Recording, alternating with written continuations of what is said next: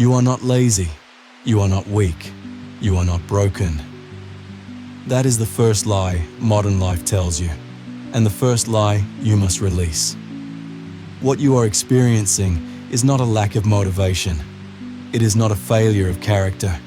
It is not a moral flaw. It is disorder. The Stoics understood something that modern men have forgotten. Discipline does not begin with force. It begins with order. When order is absent, effort becomes painful. When structure collapses, the mind fragments. And when the mind fragments, even simple actions feel heavy. This is why you hesitate. This is why you delay. This is why you know what to do, yet do not move. Not because you are incapable, but because your inner world has no architecture. The Stoics never asked, "How do I feel today?" They asked, "What is required?" And in that distinction lies freedom.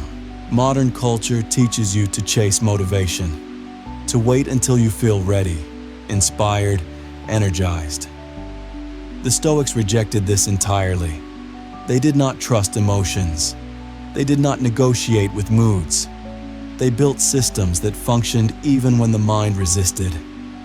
Marcus Aurelius ruled an empire while enduring sickness, betrayal, war, and exhaustion. Epictetus taught discipline as a former slave, without wealth, status, or comfort. They did not rely on willpower, they relied on structure. Because willpower is fragile, structure is not. A man who depends on willpower must constantly fight himself. A man who lives by order moves without friction. This is where modern men collapse. Your life is filled with endless choice, endless stimulation, endless input. From the moment you wake, your mind is assaulted. Notifications, opinions, images, demands. There is no boundary, no threshold, no silence. And without boundaries, the mind scatters. A scattered mind seeks comfort. Comfort numbs friction. And numbness slowly erodes discipline. You do not lose discipline in dramatic moments. You lose it quietly, through excess ease, too much convenience, too much entertainment, too much permission. The Stoics called this softness of the soul, not weakness, softness, a condition where the mind no longer tolerates discomfort, delay, or restraint. And once this softness sets in, effort feels like suffering. This is why modern productivity advice fails. It adds more habits, more hacks, more tools onto a life that is already overloaded. The Stoics did the opposite. They removed, they simplified, they reduced, they constrained. Because discipline does not emerge from addition, it emerges from subtraction. When Epictetus taught his students, he did not give them motivation. He stripped away illusions. He taught them this: you have power over your mind, not outside events. Realize this, and you will find strength. But that power is not emotional, it is structural. The mind obeys what is consistent, not what is inspiring. If your days have no fixed shape, your mind cannot settle. If your routines shift constantly, your will erodes. If your boundaries are porous, temptation becomes inevitable. A man without structure is not free. He is exposed. This is why freedom, as modern culture defines it, produces anxiety. Too many options, too many paths, too much noise. The Stoics believed freedom came from limits. Limits create clarity. Clarity creates calm. Calm creates strength. They practiced voluntary constraint, not because life demanded it, but because the mind required it. They ate simply, they rose early. They endured cold, hunger, and silence, not as punishment, but as training, not to prove toughness, but to maintain sovereignty over themselves. This is the part most people misunderstand. Discipline is not aggression. It is mercy. It is the removal of unnecessary decisions. It is the relief of not having to negotiate with your impulses all day. When your structure is clear, you do not argue with yourself. You act. When your routines are stable, you do not rely on feeling ready. You begin. And when your life has order, motivation becomes irrelevant. This is why discipline feels impossible to those who live in chaos, and effortless to those who live within form. The Stoics never tried to conquer the future. They mastered the present. They asked one question repeatedly: what is within my control? Not tomorrow, not next year, now. And what is within your control is not your emotions, but your environment, your schedule, your standards. You cannot force yourself to feel disciplined, but you can construct a life that produces discipline as a byproduct. This is the central Stoic insight. Discipline is not an internal battle. It is an external arrangement. Your surroundings train your behavior, your habits train your mind, your structure trains your character. This is why trying harder fails, and arranging better succeeds. You do not need more intensity. You need fewer variables. You do not need more ambition. You need more order. And order does not begin with grand plans. It begins with the first hour of the day. The Stoics believed the morning set the tone for the soul. If the morning was chaotic, the mind remained unsettled. If the morning was disciplined, the rest of the day followed quietly. This is why Marcus Aurelius wrote his thoughts at dawn. Why soldiers trained early. Why monks rise before light. Not to impress anyone, but to establish control before the world intrudes. Comfort is not neutral. This is the truth most men resist, because comfort feels harmless. It feels earned. It feels deserved. But the Stoics saw clearly what modern life hides. Comfort reshapes the nervous system, and over time, it rewires the mind against discipline. A mind accustomed to ease loses its tolerance for resistance. A body that never endures becomes sensitive. And a life built entirely around convenience quietly erodes strength. Not physical strength, but inner firmness. The Stoics warned against this long before screens, algorithms, and endless entertainment. They understood that when pleasure becomes constant, effort feels unnatural. This is why discomfort was not avoided. It was chosen. Voluntary hardship was not self-punishment. It was self-preservation. Cold mornings, simple meals, long walks, silence. These were not aesthetic rituals. They were psychological safeguards. Because a man who regularly endures small discomforts does not panic when difficulty arrives. He does not collapse under friction. He does not negotiate with fear. He moves. Modern men, by contrast, are surrounded by frictionless living. Food arrives instantly, distraction is infinite, silence is rare, and the mind adapts accordingly. When everything is easy, effort feels offensive. When everything is fast, patience feels unbearable. When everything is stimulating, stillness feels empty. This is not a moral failure, it is conditioning. The Stoics understood conditioning deeply. They trained the mind the same way a warrior trains the body, through exposure, repetition, and restraint. They did not wait for discipline to appear. They created conditions where indiscipline had no place to hide. This is the difference.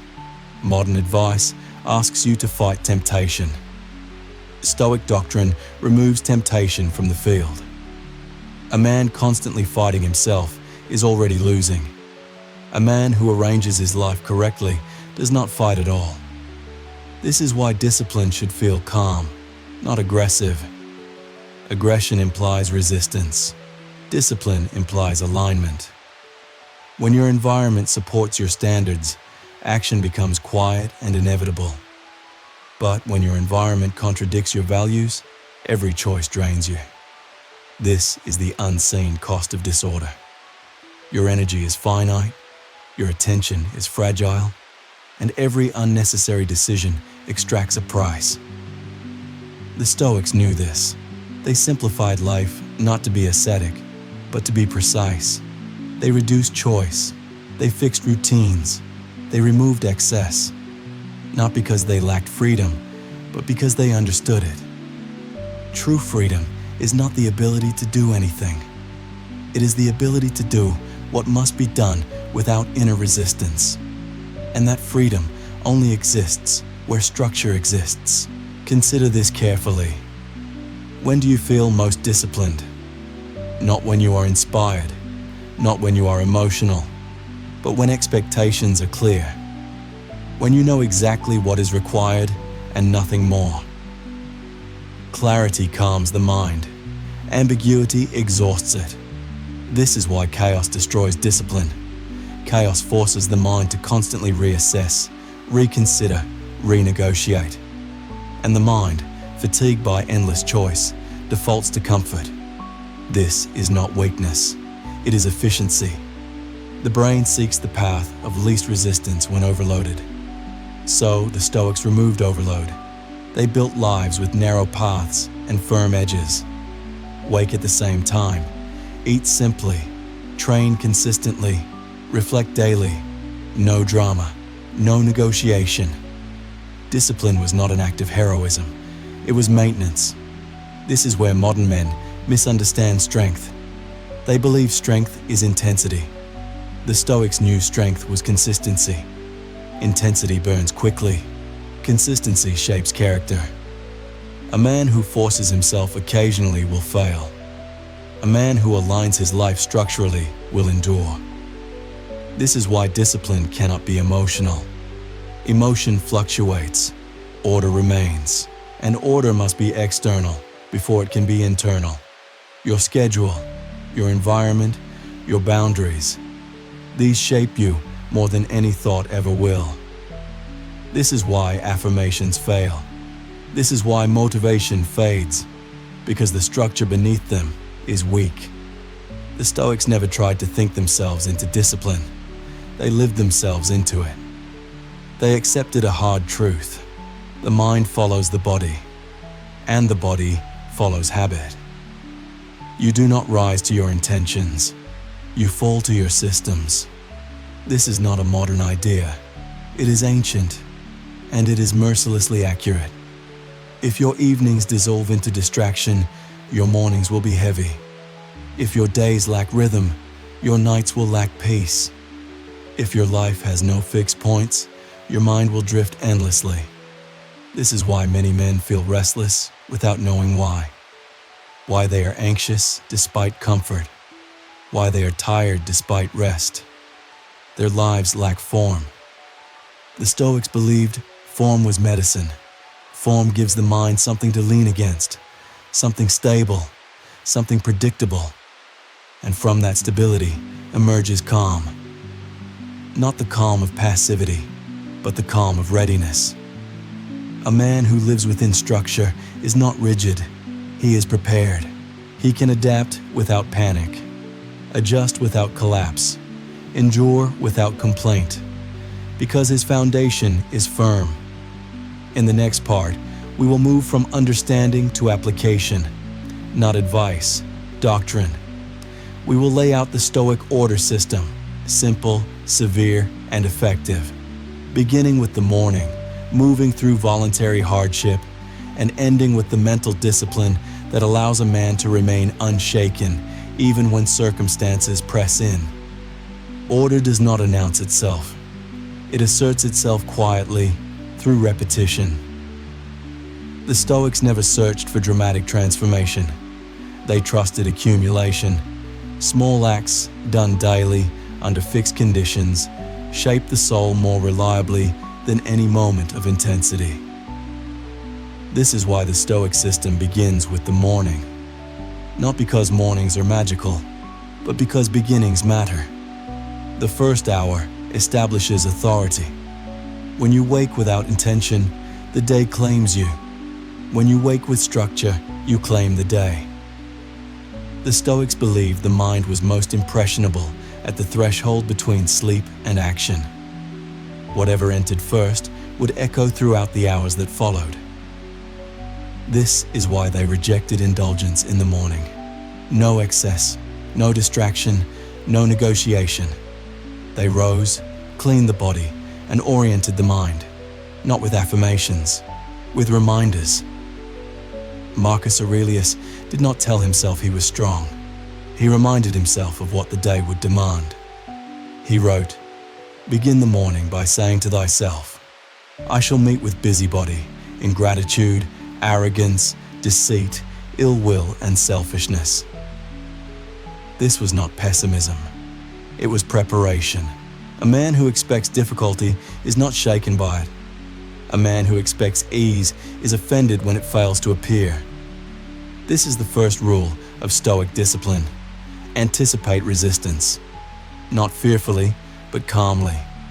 You do not rise and hope the day goes well. You rise and accept what is required. This single shift changes everything.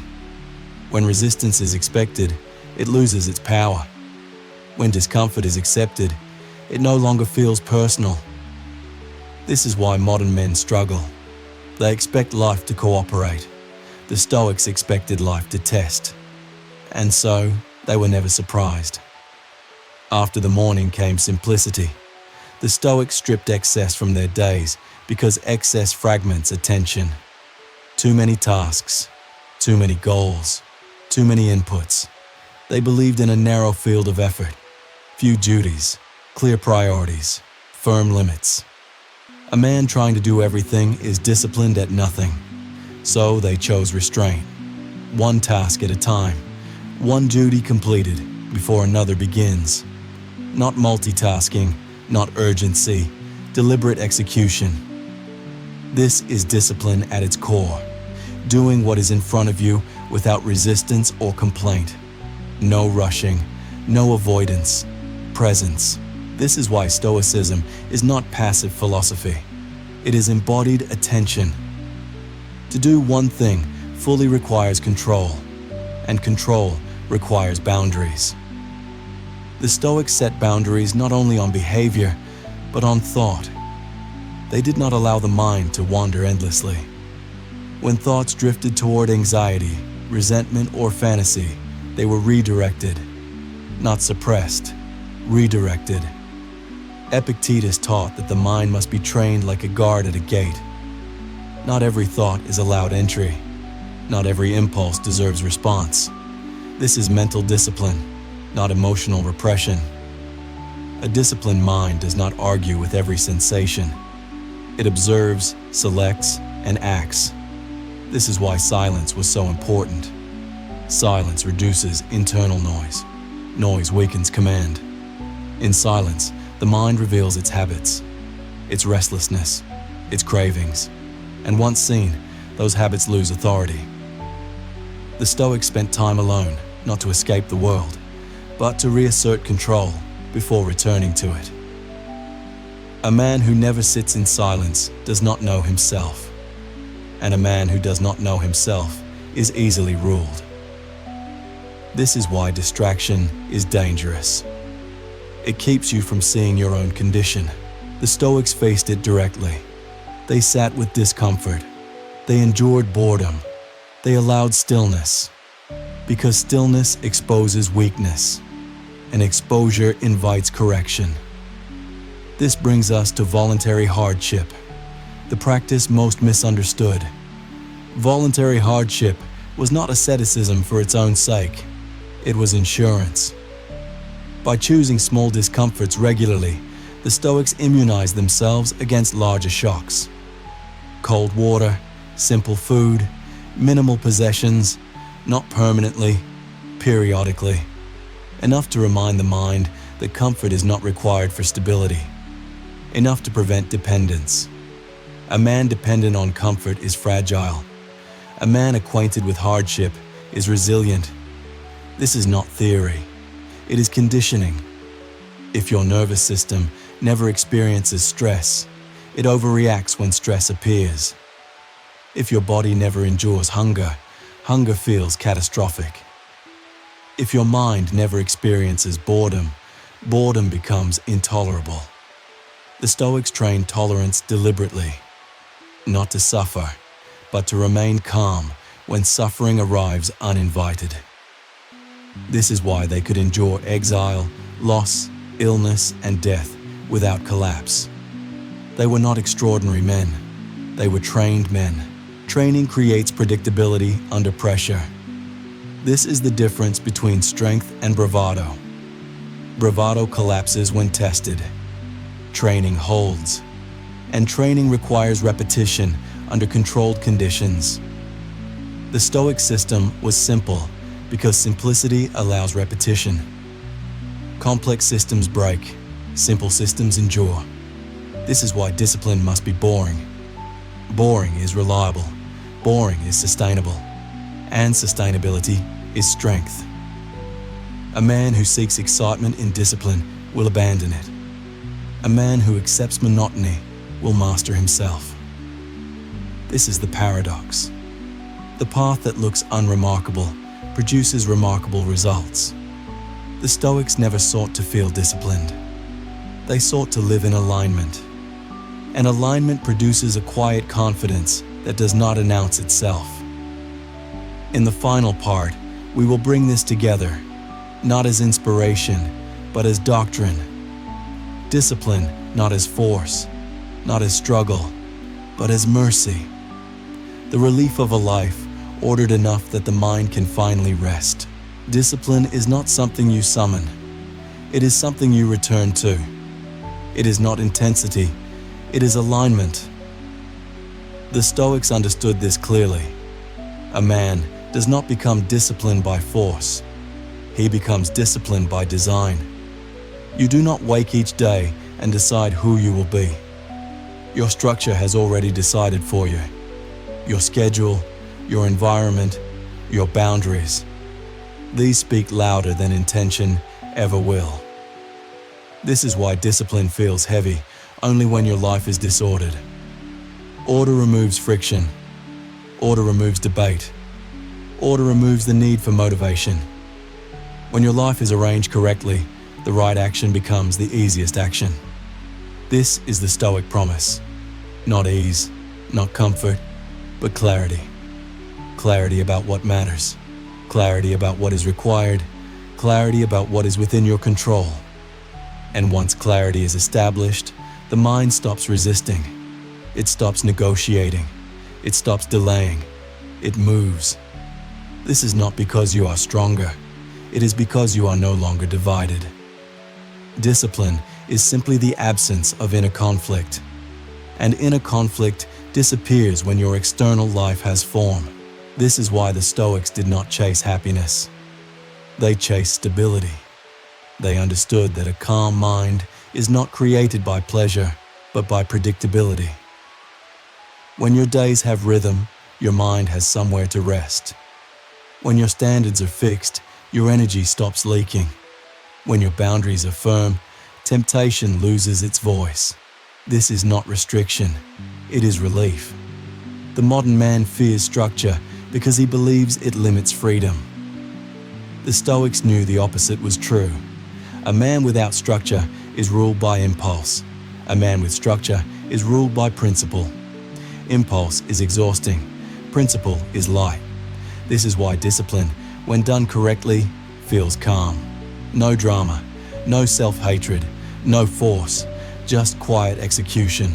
You wake, you act, you reflect. Not because you feel like it, but because this is who you are. Identity follows repetition. You do not think your way into a new life. You live your way into a new mind. This is the doctrine the Stoics left behind.